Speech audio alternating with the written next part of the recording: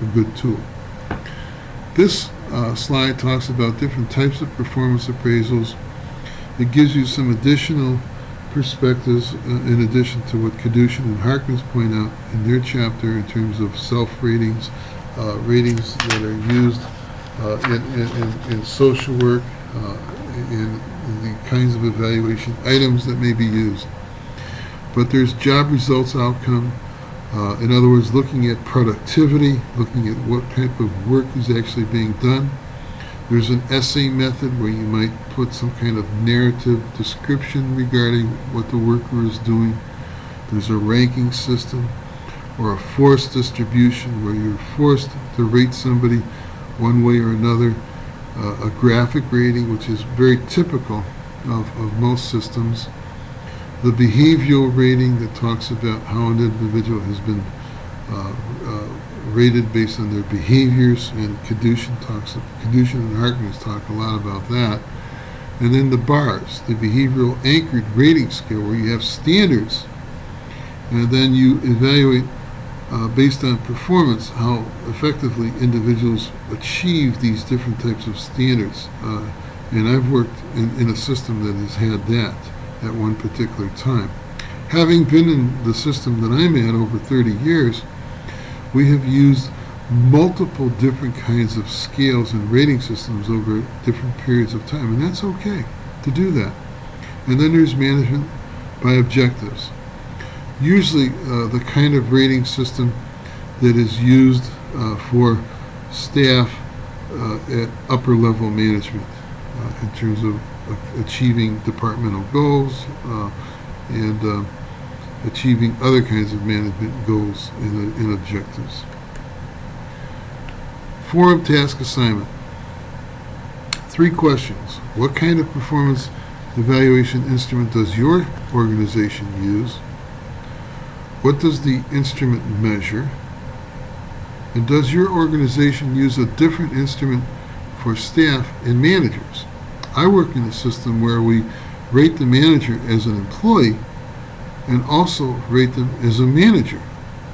Right? And there are differences, because what you're doing is you're rating the supervisor as a worker, because most people do get promoted because they did well as an employee.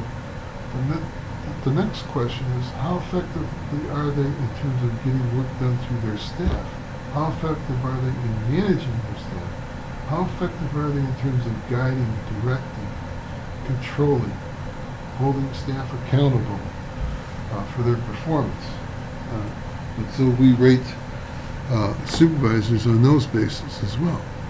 Not all systems do this. In conclusion, what we've done is discussed a definition of evaluation.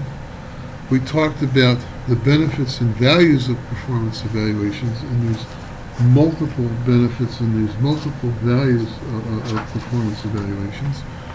3 major objectives of evaluations. We talked about different sources of evaluations and where you can obtain these different kinds of sources. Various methods used for evaluation. What is the evaluation process? And we touched a little bit about skills required for supervisors in the evaluation process. And that really requires a lot of understanding in terms of goal setting, providing support, providing feedback for employees, timely feedback, specific feedback, honest feedback, designing to help the employee be successful, and reinforcing effective behavior with respect to what the employee is doing. And we also discussed in the evaluation process what are the different ways of preparing and who and how the supervisor prepares, how the employee prepares, and how the system can prepare you as well in the evaluation process based on its frequency and use. Reading for next week, Kadushin and Harkness, Chapter 7. When you read that, read it in general. I plan to have a video for you the session to come, and we'll be asking you to apply or see some similarities in a video of becoming a new supervisor and the stress and what needs to be done in that area. So that's what we'll be doing next week.